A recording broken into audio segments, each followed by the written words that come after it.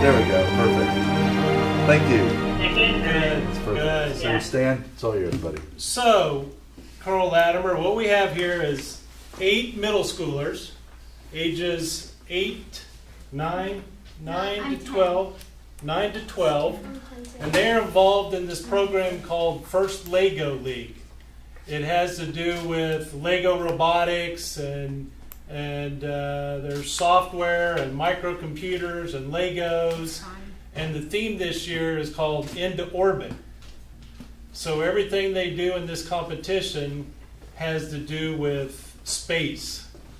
So also part of the competition is they do a research project.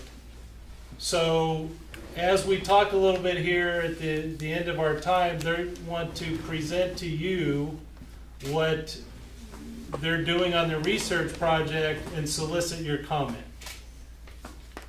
Okay. So great. that's kind of it. So first of all, I thought even though we've looked at a couple videos and talked to them about you, you know, so they know where you've been, they know somewhat what you're doing. I thought it'd be good to give them a little more detail about your 2 different jobs.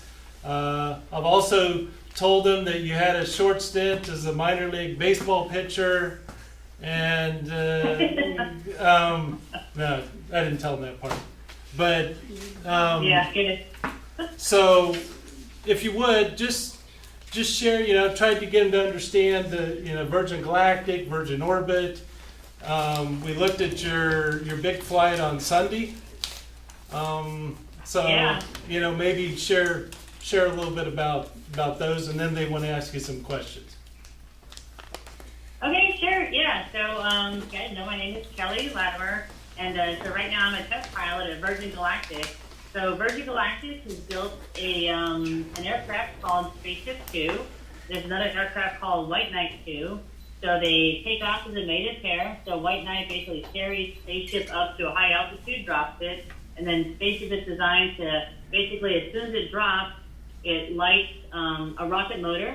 It burns for 60 seconds, and it's going to take 2 pilots and 6 passengers, you know, up above 50 miles over the Earth, which is technically into space. And during that time, you get about 5 minutes of weightlessness, so 0 gravity for about 5 minutes. The passengers get to float around, look at the view outside the window. We roll the vehicle upside down so they can actually see the Earth and the horizon and everything against the blackness of space. And then the vehicle glides back down and lands. So that's the one project. The other one is Virgin Orbit, which is designed to put small satellites in space. So right now, to put a satellite in space, it costs like $100 million or somewhere in that range. So people who want to make little satellites, like there's some colleges, some schools have little small projects. They just want to put one little satellite in space. There's really no way for them to do it. So we modified a 747 so we can put a rocket under the wing. Again, take it up to altitude, drop the rocket, and at an affordable price, which is on the order of $8 million instead of like $100 million, you can take a whole bunch of these little satellites up there and put them into space. You could have constellations of satellites. You can have a lot of experiments going up. You can replace small satellites for a pretty easy, affordable way to do it. So those are the 2 projects that I'm working on right now. Okay, good. So, you want to ask questions? You guys have questions prepared, right? So let's introduce, this is Brent Kraychek, who's the lead mentor for I'm here this somewhere. team, Colonel, and he's a physicist at Army Research Labs. Okay, so what I'm going to do is I'm just going to point to each of the boys in turn, and they can ask their question. So we'll start over. We're going to go this way. So we'll start with Connor over here. What college degrees did you have to get in order to become an astronaut? So I went to the Air Force Academy, and I got a Bachelor of Science in Astronautical Engineering, and then I went to graduate school at George Washington and got a Master's in Science in Astronautics.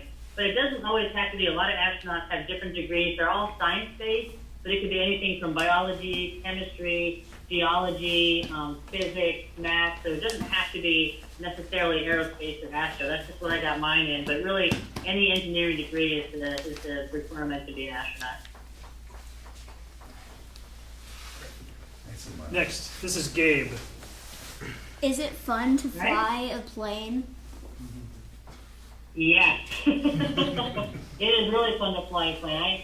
People ask me what it's like, and I equate it to, it's almost like when we're getting ready for a flight, you deal with people, you're going through the whole process and everything, but there's that time when it's just you or you and the air crew walking out to the airplane, and once we start up engines and we taxi out and take off, it's like we're in our own little world now, like we're in a whole different, we're above everything else, we can look down and see the rest of the world, we're actually not really part of it, we're kind of just seeing it as it goes by. And you get to pull a lot of G-forces, you get to go really fast, sometimes you get to fly really low and fast, so yeah, and you get to travel, you can go places in no time at all, so it's really fun. All right, thank you. All right, this is Jack. Which one should Either any of these three. Here, leave that one over there. You talking to this one. does it feel weirder like the higher you go in a plane? Actually, what's interesting is, like us in the airplane flying it, we don't really notice it. So just like on your person physically, you don't notice it. But the big difference is that there's a lot less air the higher you go, so the airplanes perform less. So the best performance you get is lower altitude. So airplanes have very specific engineering designs in them that allow them to fly where there's less air. So a lot of times you have to go faster the higher you go. Your engines produce less thrust. So you have to take all those into considerations when you're flying. Okay, thank you. Benjamin, this is Benjamin. Yeah? Okay, right here. Nice and loud. What was your question? Have you ever eaten anything that astronauts would eat on the International Space Station? And if so, what was your favorite and what was your least favorite? Oh, and so I did I got to go down to Johnson Space Center and got to try some of their food. And a lot of it is served as almost like what we have now. It's a microwave dinner. So it's pretty good. And my favorite was the apple pie. It was really good. And then they had one that was supposed to be like a green bean sort of thing, and that was not good. So I would rather eat the apple pie than the green bean. But what they eat now as meals is pretty close to what we eat now as microwave meals. Back in the day, they had tubes, and it was a little bit different, but now the meals are pretty good. They just add a little water and heat it up, and it's almost like anything you get out of the freezer at the store. All right, thank you. Okay, Jason. Pretty cool. Have you traveled to space? I have not, so I'm waiting to go. So I'm supposed to get checked out next year to fly spaceship, so that'll be my first chance to go. But one of the guys that flies with us, his name is TJ Sturkow. He's a shuttle astronaut. So he flew 3 shuttle missions already, so he's been up in space for a few days at a time. So that's probably the only one besides 2 of the pilots that have been up for about 5 minutes and back. But yeah, I'm waiting next year to have that chance. I'm really excited about it. All right, great. Okay, this is Ocean. Just leave it here. Just talk toward you. Is flying a plane similar to driving a car? In some ways it is similar to driving a car because you always have to pay attention. But the way that it's not like driving a car is a car you always have to be steering, like you can't just let the steering wheel go. But when you're flying an airplane, even if you don't have an autopilot, you can get an airplane where it's trimmed up and you get the power set just right that you let it go and the airplane will actually just fly by itself straight and level forever and ever until it runs out of gas. So in that way it's a little bit different than a car. You can go upside down, which you can't do in a car, so that is fun. And the ability to go supersonic you can't do in a car, you can do in an airplane. So there's some of the things that are fun to do in an airplane, but yeah, it's a little bit similar, but in some ways it's different. Like you can get the airplane to kind of almost fly by itself once you get it all set up aerodynamically and all the control surfaces set, which you can't really do in a car. It always has to be steering. All right, thank you. Okay, Evan, just choose one. Evan has a whole list of questions, but we'll let him choose one. Colonel, have you ever been in a microgravity simulator? And if you have, what's it like? So I haven't been a microgravity simulator, but I've been on airplanes where we'll switch over to 0G. So I've been actually up on the airplane. And so it turns out with our 747, when we launch the rocket, we pull the airplane up to a very steep attitude, and then we drop the rocket, and then we get to push over. So we've had some of the engineers in the back, we practice this maneuver a lot. So we'll have the engineers at the back, and then they'll bring like little stuffed animals or pens, and we'll push over and whether their animals float or their phones float or something in the air. So it's pretty fun because when you go zero gravity, the sensation you feel like you're falling forward, and you sort of come out of your seat. If your seatbelt isn't strapped in tight, you can't like touch the controls anymore. So you always got to pinch everything down really tight when you fly zero gravity or negative gravity. And negative gravity is even more interesting. So we'll do that in a little small acrobatic airplane we fly where we'll go upside down and we'll pull what we call negative 1G, meaning normally when you fly, you're one times gravity. When you go inverted and you're level, you're now negative. Now your body weight is all coming down through the top of your head, and you basically are hanging in the straps in the airplane as you fly. And a lot of things that are in the airplane that fell on the floor will come out and go to the ceiling, so you can grab all the garbage when you're done. Okay, so we're going to go the opposite order now. We'll have they each have a portion of our presentation prepared. So we'll go ahead and they'll each share their little bit, and then they're open for feedback and some ideas on, how they might improve the idea. So go ahead. Nice and loud. Each year in first Lego League, we have to create a project where we come up with a problem and find a solution to that problem. No. You lose Kelly. And it's okay if you don't make a Okay. project. And we are doing a project on coming up with a solution to help people live in space. Okay? We are trying to come up with a way to solve loneliness in space. Even on Earth, Oh, that's a good one. even on Earth, loneliness can cause problems with thinking and depression, and it can be as bad as smoking. We have chosen to send small mammals to help people to help prevent loneliness. People have already done work and studies on this topic. The small mammals that we chose are rats, hamsters, mice, and gerbils. We chose those mammals because they don't require that much food, they don't create that much waste, and they can live and move around in small tubes or tunnels. And we would like your feedback on this idea. Okay, so Oh, I think that's really creative to think about the animals.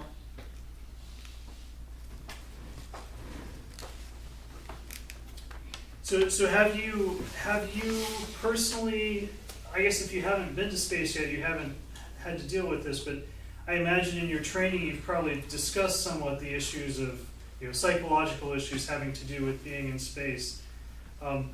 What are some things that they tend to talk about in your trainings that you've received? As far as like the psychological issues? Yes. Yeah, it's interesting because like some of the time, if you read like some of the literature and stuff too, they talk about mixing up the crew where it's not all, where everybody isn't actually like a sort of type A scientist type person, but actually breaking it up with different types of people, different skill sets. Maybe having somebody who's on board that actually is more like a psychologist or a sociologist. You mean like Counselor Troy on Star Trek? Exactly.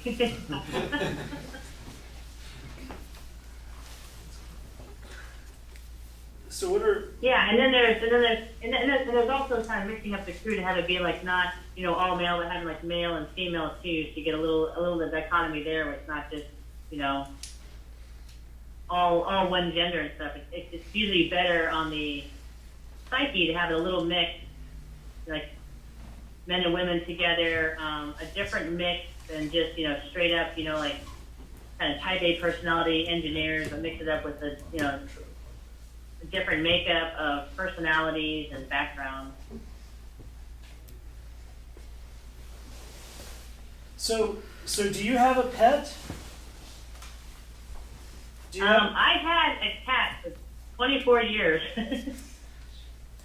Wow. So one of the things we talked about is, you know, we started out by talking about cats and dogs and how would it work to, you know, say you were on a trip to Mars, how would it work to have a cat or a dog? And we said, you know, it would be really hard on the animal, we would think, because they wouldn't have the environment, they wouldn't have the things in their environment to grab onto and move around.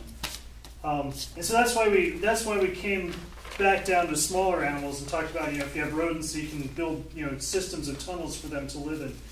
Do you think personally that would work for you to help with loneliness? Yeah, I think actually having any kind of a, like, any kind of little animal, I think, helps a lot. Because it, like, one, it gives you a break from the other people. Because sometimes there's loneliness and there's, like, overwhelmed with just the people you're with. You get a little bit uncomfortable with them and stuff. And, you know, like, animals are pretty much that, you know, kind of 100%, you know, just pure love. They don't really ask for anything. They just give back. And so it's definitely a feeling of comfort, of companionship and stuff. Where you don't feel like it's not always give and take. You can almost just, I mean, it's kind of bad to say, but almost just take. You know, you're constantly getting that little companionship and not really having to give too much, you know, back in return. Although it's interesting because I think, you know, people have issues when they're in space with, like, decalcification of bones and stuff. And so I wonder, like, little animals, you know, so what they do for people is they put them on a bicycle. They put them on a bicycle and they use rubber bands as weights. And so for animals, if you weren't able to do something like that, would they eventually kind of lose their bone density? Or how would you get them to exercise? So like in Wall-E. That is an interesting question. When they're going to the tree. Maybe we should give back the pencils and have you guys write down some of these thoughts that we're getting here. So would you have to exercise your animal? Put them on a hamster wheel. Put them on a hamster wheel? Does the hamster wheel require gravity? Yes. But remember that. It does. Wait, but me and Gabe were watching this thing where they like did an experiment to actually create like artificial gravity, and they kind of did it, didn't they? You know, that's true. Kind of like a giant hamster wheel. You could actually have a centrifuge that would be small enough or large enough for a rodent, but fairly small. So that would be an interesting approach. You might even be able to get the hamster to create its own centrifugal force as it's running, right? Oh, it might be like 2 birds with 1 stone. Like, you get the hamsters to actually run the whole gravity thing for the whole crew. What about? We've just solved all our problems. We're going to power it with hamsters. All right. What about, so one of the other things we talked about was and this was something that we weren't able to find any information on, was what about birds? If you were to take a bird as your animal, how would it do in the space environment?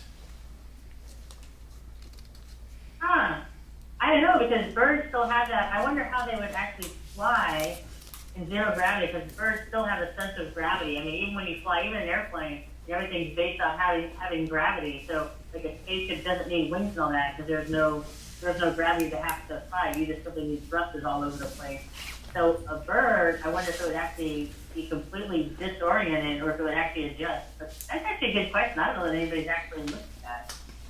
Because it would have air, so essentially it could do it, but without gravity, I don't know if it would be oriented. Yeah, I guess the real question is how quickly could it orient? Of course, we also we were discussing that you might not want a bird because you might get tired of listening to it. Yeah. Okay, hey guys. And then you gotta worry about it. There's always the issue of weight too. So at least your hamster and stuff you can have sort of in a cage, but even in a cage it would be floating. Yeah. Even the astronauts, believe it or not, actually get somewhat training in using the facilities, because in zero gravity it's just not the same. Yeah. Okay. You had a couple more questions, Evan. Did you want to ask them? Sure.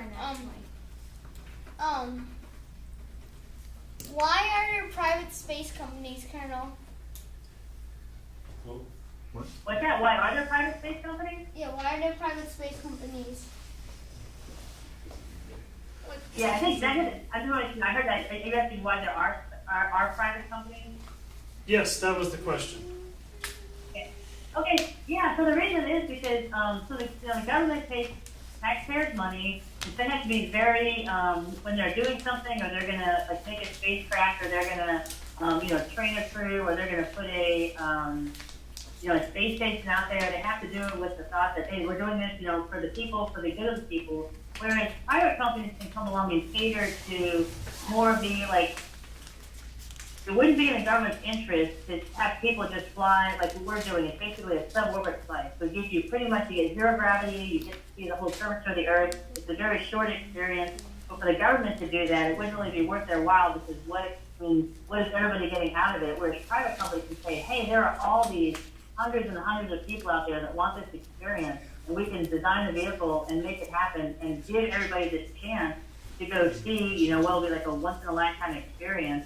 Whereas the government, there's really no need for them to do that. There's no national need to do it, but a private company can do it. So like, what the government does, what NASA does, kind of does it like for the people. They kind of like. Yeah. So what a private company does is we kind of pick up like where NASA first started, right? Because NASA has moved way beyond just suborbital stuff. So they're off to, hey, we want to go to Mars, we want to try and land on an asteroid. They're doing that type of stuff, like really pushing the boundaries. So it's not in their interest to come back and dedicate a whole bunch of people to doing like a very small mission just because a lot of people want to go have that experience. But a private company can come along and say, hey, we can actually affordably design a vehicle, picking up what NASA and everybody had already learned, pick up from there and, make the ability for people to go have the ride of their life. So 5 minutes of essentially zero gravity at the edge of orbit. How long is the total ride though, from takeoff to landing? The total ride, it's about 45 minutes under white night. The white night carries the vehicle up. It's about 45 minutes. And then when they drop, it's pretty much a 1 minute rocket launch, about 5 minutes of the zero gravity, so you come down, and then about 20 minutes after that. So when the rocket lights, it's about 25 minutes from the rocket launch up, zero gravity, and then coming back down. And the whole thing is a little over an hour. Which I think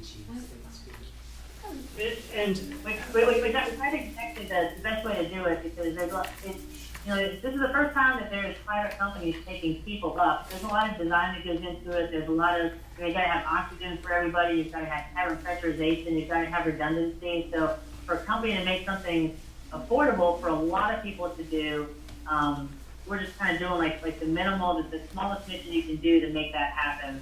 So that's when you get more, like if you're going to actually orbit around the Earth, it gets very complicated because now your re-entry speeds are really high because you have to have a whole bunch of speed to be able to kind of break out of gravity and go around the Earth. And then in order to come back in, you've got to get rid of that speed. So for our mission, we're going pretty much straight up and straight down, so we don't get that buildup of speed. We don't have to get rid of all that energy. But an orbital vehicle has to get rid of that and come back and land. So that gets very complicated.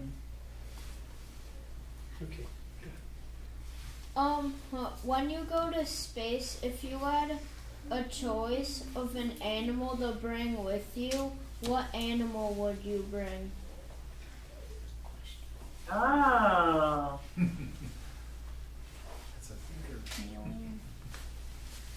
I think I would bring a cat. Agreed. I have 4, so of course I choose that. Oh, there you go. So how would you deal with lack of gravity for your cat? That was the thing we were discussing. Yeah, it'll be interesting because I think animals have a tough time.